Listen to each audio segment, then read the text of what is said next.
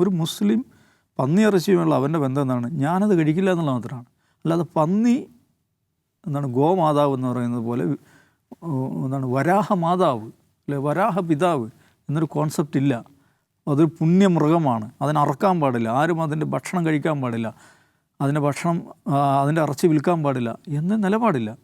അപ്പം ഈ ഗോമാംസത്തിൻ്റെ പേരിൽ ആളുകളെ തല്ലിക്കൊല്ലുന്നതിനെതിരെ ഉണ്ടാകുന്ന ജനാധിപത്യപരമായിട്ടുള്ള വിമർശനങ്ങളെ വളരെ പെട്ടെന്നൊരു റോങ് പാരലൽ കൊണ്ടുവരികയാണ്.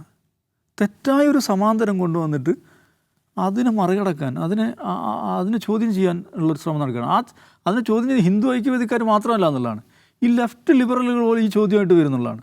അതുകൊണ്ടാണ് ഹമീദ് ചന്ദമംഗലൂരിനെ പോലത്തെ കേരളത്തിലെ CPMൻ്റെ തന്നെ മുഖമായിട്ടുള്ളൊരു ബുദ്ധിജീവി നിങ്ങൾ പോർക്ക് ഫെസ്റ്റിവൽ നടത്തുമെന്ന് ചോദിക്കുന്നത്.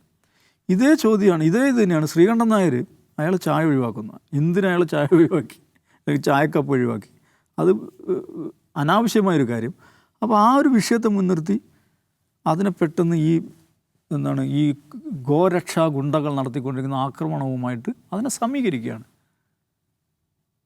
ഇത് എന്താണ് ഈ പറയുന്ന ഇതിൻ്റെ പശുവിറച്ചിയുടെ പേരിൽ വലിയ വിവാദങ്ങളുണ്ടാക്കുന്ന മതേതരവാദികൾ എവിടെ എന്നാണ് ഈ പോലീസ് ഓഫീസർ ചോദിക്കുന്നത്, ഈ മുൻ DGP ചോദിക്കുന്നത്, ഹിന്ദു ഐക്യവേദി ചോദിക്കുന്നത്.